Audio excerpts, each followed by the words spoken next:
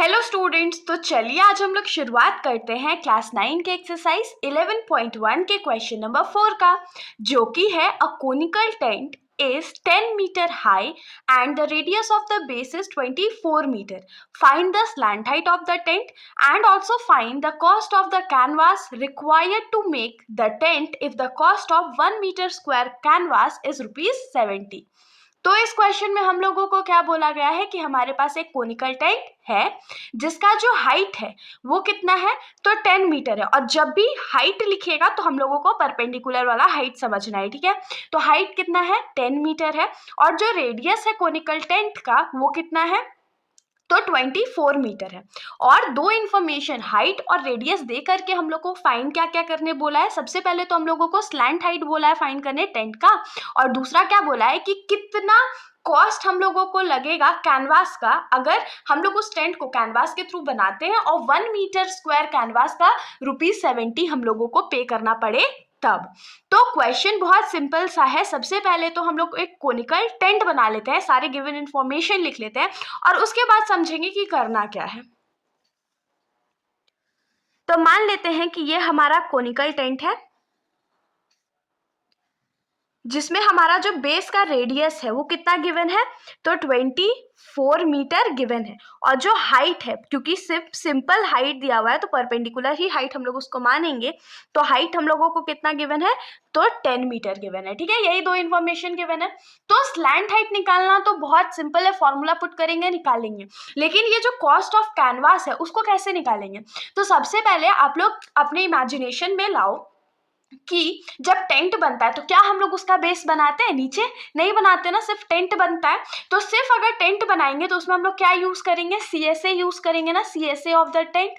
तो CSA use करके सबसे पहले हम लोग CSA निकाल लेंगे टेंट का, उसके बाद उसको जितना भी मीटर स्क्वायर आएगा उसको ₹70 से मल्टीप्लाई कर देंगे, आ जाएगा हमारा कॉस्ट। तो चलिए हम लोग शुरुआत करते हैं। तो हम लोगों को सबसे पहले गिवन क्या है, हाइट, जिसको हम लोग H से रिप्रेजेंट करेंगे, वो कितना गिवन है, तो 10 मीटर गिवन है। उसके बाद हम लोगों को क्या गिवन है, रेडियस ऑफ द बेस, जिसको हम लोग R से रिप्रेजेंट करेंगे, वो हम लोगों को कितना गिवन है, तो 24 मीटर गिवन है, ठीक है। अब पहला क्वेश्चन पे आते हैं। तो पहला हम लोगों को क्या फाइंड करना है, slant height of the base find करना है या slant height of the tent find करना है। तो स्लैंट हाइट फाइंड करने के लिए हमारा जो फॉर्मूला है वो क्या होता है, slant height is equals to H square plus R square. अब आप लोग बोलेगा अरे ये फॉर्मूला कहाँ से आया, तो ये फॉर्मूला जो है वो हमारे NCERT में भी गिवन है, different types of different books में भी गिवन है। और मैंने जब इस चैप्टर का शुरुआत करा था तो जो इंट्रोडक्शन वीडियो थी उसमें भी हमने इस फॉर्मूला का यूज करा था स्लैंट हाइट को फाइंड करने के लिए। तो जिन्होंने वो वीडियो नहीं देखी है वो लोग मेरे चैनल पर जाकर के इस वीडियो को देख सकते हो और उसके बाद आप लोगों का जो कॉन्सेप्ट है वो एकदम क्लियर हो जाएगा।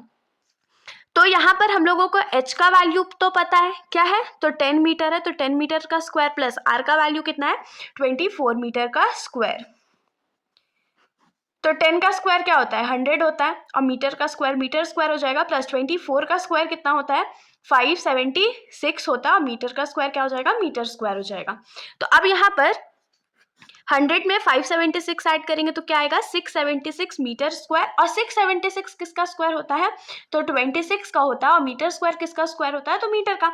तो यहाँ से हम लोगों को L का जो वैल्यू है वो कितना मिल गया, तो 26 मीटर मिल गया। तो हम लोग यहाँ से क्या लिख सकते हैं कि देयरफॉर स्लैंट हाइट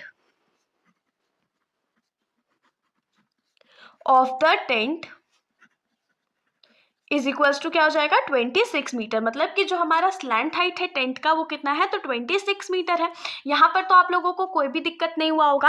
अब क्वेश्चन जो सेकंड पार्ट है इस क्वेश्चन का उस पे आते हैं। तो इसमें हम लोग क्या करेंगे, सबसे पहले तो CSA फाइंड करेंगे। अगर CSA फाइंड करेंगे तभी तो हम लोगों को पता चलेगा कि एरिया ऑफ कैनवास रिक्वायर्ड क्या होगा टेंट को बनाने के लिए। तो सबसे पहले हम लोग क्या लिखेंगे, CSA of conical tent.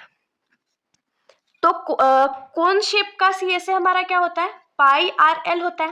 Values put कर देते हैं तो पाई का वैल्यू 22/7 हो जाएगा, इंटू रेडियस हम लोगों को 24 मीटर गिवन है, और इंटू हमारा जो स्लैंट हाइट है वो कितना आया, तो 26 मीटर आया। तो यहाँ पर सोचने वाली क्या बात है, कि 7 से यहाँ पर कोई भी नंबर कट आउट नहीं हो रहा है। तो कट आउट नहीं हो रहा है तो ज़्यादा घबराने वाली बात नहीं है। हम लोग सिंपली क्या करेंगे, ऊपर वाले जो सारे नंबर्स हैं उनको साथ में मल्टीप्लाई कर देते हैं और मल्टीप्लाई करके हम लोग जो आंसर आएगा उसको हम लोग 7 से डिवाइड कर देंगे। और यहाँ पर मीटर इंटू मीटर क्या हो जाएगा, मीटर स्क्वायर हो जाएगा। तो चलिए 22 इंटू 24 इंटू 26 कर लेते हैं। तो जब हम लोग 22 इंटू 24 इंटू 26 कर लेंगे तो हमारा जो वैल्यू है वो क्या आएगा, तो 13728 डिवाइडेड बाई 7 मीटर स्क्वायर। अब हम लोग क्या करते हैं, 13,728 को 7 से डिवाइड कर देते हैं और जब हम लोग इसको 7 से डिवाइड करेंगे तो क्या हो जाएगा 1961.14 मीटर स्क्वायर। ये हमारा क्या हो गया, तो CSA हो गया कोन का, या कोनिकल टेंट भी आप लोग इसको लिख सकते हो।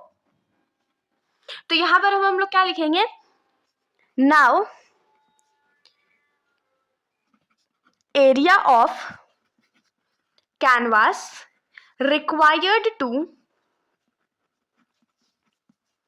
Make the tent is equals to क्या हो जाएगा, तो 1961.14 मीटर स्क्वायर। ये एरिया हम लोगों को कैनवास का रिक्वायर्ड है ताकि हम लोग टेंट को बना सके, ठीक है।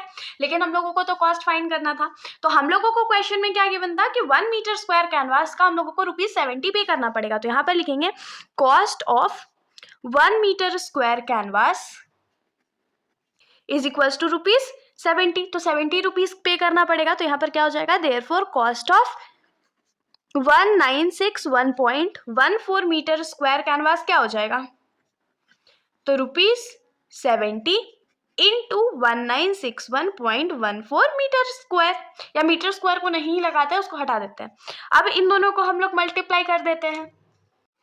तो जब हम लोग 1961.14 को ₹70 से मल्टीप्लाई कर देंगे तो हमारा जो वैल्यू होगा वो क्या आएगा, तो 137,279.8। आंसर तो पॉइंट में आ गया।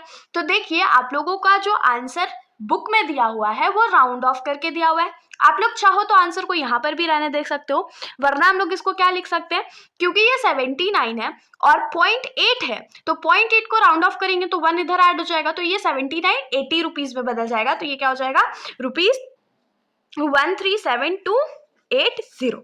ये हमारा आंसर हो गया। तो यहाँ पर हम लोग क्या लिख सकते हैं कि hence total cost of canvas required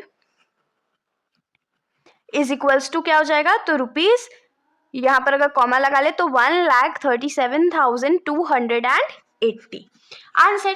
तो इसके साथ हमारा ये जो सॉल्यूशन है यहीं पर खत्म हो जाता है। अगर आप लोगों को कोई भी डाउट है तो आप लोग बेशक कमेंट सेक्शन में पूछ सकते हैं, वरना अगर आप लोगों को वीडियो अच्छी लगी तो वीडियो को लाइक करिएगा और मेरे चैनल को बिना सब्सक्राइब करे कहीं भी मत जाइएगा। Thank you.